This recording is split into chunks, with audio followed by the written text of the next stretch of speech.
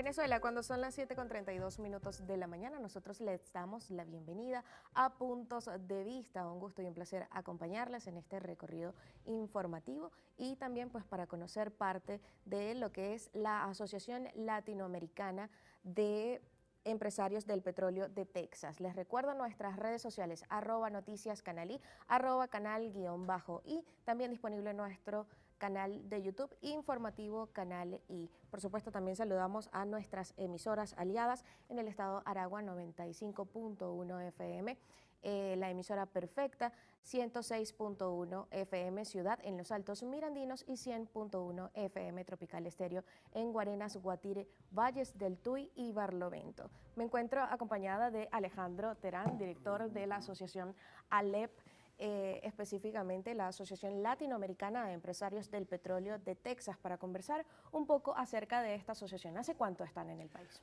Bueno, muchísimas gracias por esta invitación. Bueno, nosotros arrancamos hace ya más de 3 años con la pandemia y la expropiación de Citgo. Nos trajo como consecuencia en Texas pues un reacomodo energético del esquema energético mundial. Avisoramos con bastante anticipación el decaimiento de la producción petrolera tejana, el incremento del consumo, y dijimos, tenemos 1 año y medio diciendo que la guerra del Golfo Pérsico, el conflicto Rusia-Ucrania, que es un conflicto entre petroleras privadas, la crisis que está en este momento en el mundo es un conflicto de petroleras privadas. Lo que está pasando en el Golfo Pérsico es un conflicto entre un bando y otro bando. Lo que está pasando en Ucrania y Rusia es un conflicto de gas.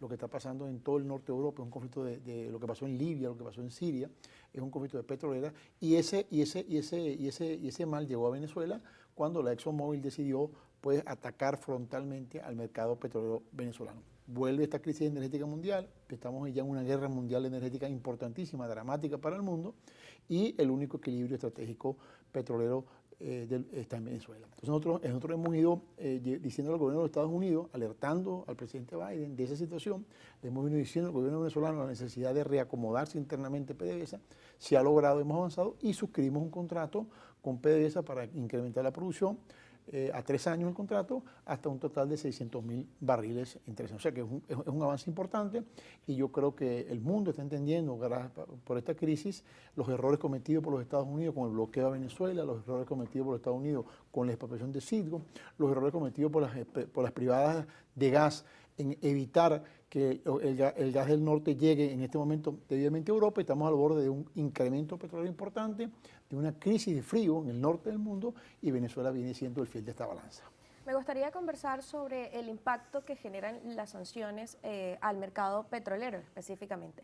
También saber si a su juicio usted cree que las sanciones las podría levantar Estados Unidos. Bueno, en Texas hemos sufrido mucho las sanciones. Texas es un estado prácticamente un estado independiente de los Estados Unidos.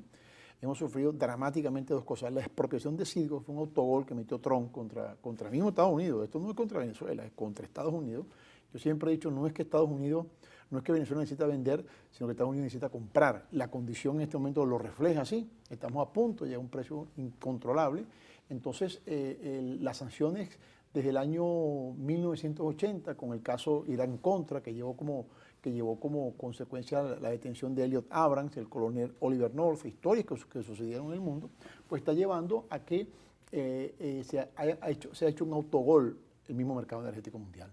Este autogol es consecuencia de que un grupo de empresas privadas quieren manejar el control energético del mundo y, bueno, por supuesto, los BRICS, los nuevos mercados, la nueva moneda, todo eso ha ido como drenando, y entonces vienen las situaciones perversas.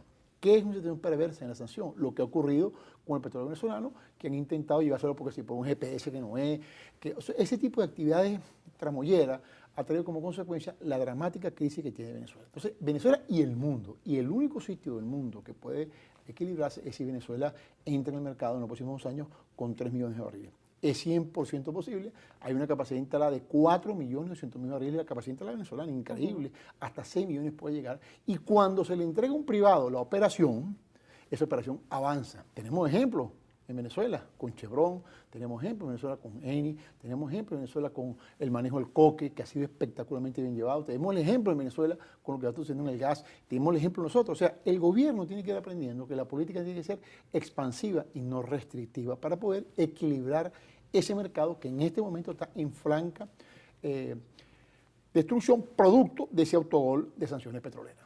Importante también tocar el tema, director, de Venezuela en el contexto mundial. Aparte de esto, también es importante mencionar, pues, cómo considera usted que se encuentra el mercado energético mundial. Bueno, fíjate que te voy a decir, en todas las guerras que ha habido desde el bloqueo que sufrió Venezuela en el año 1902, hasta la llegada de Cipriano Castro en el año 1908, hasta la entrada de Rockefeller en el año 1914 con la primera explotación petrolera, en todas esas guerras mundiales, Venezuela ha sido el equilibrio. Primera Guerra Mundial. En la Segunda Guerra Mundial, submarinos alemanes se refugiaban en el Orinoco para hundir los barcos que salían de Sumaque. O sea, te estoy hablando contexto. Primera Guerra del Golfo Pérsico I, Guerra del Golfo Pérsico II, la Guerra del Yom Kippur, que fueron las famosas Navidades frías de los Estados Unidos. ¿Qué pasó ahí? Bueno, había un productor que llevaba 3 millones de dólares de mercado y equilibraban la balanza internacional. Eso ahorita no existe. Eso ahorita en este momento no existe, es lo grave que está sucediendo. Si nosotros logramos convencer a toda la estructura interna de PDVSA que lo está entendiendo, logramos darle seguridad a los privados y logramos decirle al mundo, no podemos poner en manos de empresas privadas el futuro del mundo, que es lo que está pasando ahorita. 6 empresas están discutiéndose la torta. En Ucrania pelea Putin por un lado contra el hijo de Biden por el otro. Y Europa va a pasar frío ahorita. Vamos a 20 bajo cero en los próximos 60 días. Estados Unidos expropió Citgo y ahora estamos 19.000 estaciones de servicio indebidamente manejadas y es posiblemente que el norte de Estados Unidos enfrente una nueva Navidad fría en un Golfo Pérsico que en cualquier momento ya termina la guerra como va a terminar, se hunden 5 barcos en el estrecho de Hormuz y se acabó el negocio. Entonces, ese equilibrio está aquí en Venezuela. Entonces, Venezuela puede convertirse con unas políticas que ya estamos implementando y unas políticas que también le entiende el gobierno nacional, que yo creo que en el equilibrio de ese futuro en los próximos años, porque esto llegó para quedarse, este conflicto llegó para quedarse, a menos que los líderes del mundo sienten a todas las transnacionales, hay que hacerlo, y decir, vamos a poner orden en este asunto, vamos a repartir esta torta debidamente, vamos a respetarnos los unos a los otros y vamos a equilibrar el mercado mundial en los próximos 3-4 años. Usted habla de algunos avances importantes y me gustaría saber desde su perspectiva, ¿cómo considera la gestión reciente que está haciendo la vicepresidenta ejecutiva de la República, en este caso la ministra de Petróleo, Delcy Rodríguez? Bueno, la llegada de la vicepresidenta, porque por cierto, personalmente no la he conocido, pero he sentido su gestión, ha sido muy positiva porque ha acelerado los procesos. Uno de los grandes problemas de PDVSA era la lentitud en las decisiones.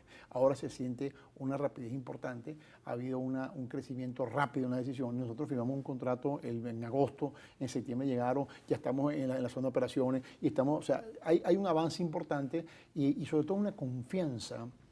El privado está empezando a tener confianza nuevamente en PDVSA, cosa que se había perdido, en la oportunidad de los pagos, en la oportunidad de las decisiones. Los muchachos que están ahorita en operaciones son espectaculares, tienen 20, 25, son formados en la industria. Es importante tú sentarte con una persona que sepa lo que está diciendo y PDVSA está entendiendo que el privado no es su enemigo, no es su traidor, es su asociado. En la medida que nosotros vayamos a un proceso no de privatización de PDVSA, porque eso no existe, el petróleo es del país, pero sí de la gestión. Yo siempre pongo este ejemplo. En el aeropuerto, usted va al aeropuerto de Maiquetía, el aeropuerto es del Estado, pero el que vende café es privado. Entonces, si nosotros aplicamos esa política en todo, yo creo que nosotros podemos estar llegando a final del 2030 prácticamente a 6 millones de dólares. No me gustaría finalizar esta entrevista sin antes preguntarle las perspectivas para el año 2025. Yo creo que en el año 2025, si seguimos aplicando como estamos trabajando, Venezuela debe llegar a los 2 millones de barriles, equilibrar el mercado y sobre todo, lo más importante, no podemos cometer el mismo error que hemos cometido en estos últimos 100 años. Pensar que al otro día va a ir una tarjeta negra y vamos a empezar a gastar, tenemos que empezar a hacer 4 partes en esta mesa, la inversión social, la inversión en infraestructura, tecnológica y en nuestra gente. Si eso ocurre, Venezuela puede llegar perfectamente al 2030 a los 6 millones de dólares. Abogado, un gusto y un placer de verdad recibirle aquí en Puntos de Vista. Conversábamos con Alejandro Terán, director de la Asociación Latinoamericana de Empresarios del Petróleo de Texas, aquí en Puntos de Vista. En la próxima parte les traemos una entrevista especial con María Elena Monzán del voluntariado de Se Nos Ayuda en Nueva Esparta, realizada por Eliezer Hernández como parte de la conmemoración del Mes Rosa. No se aparte.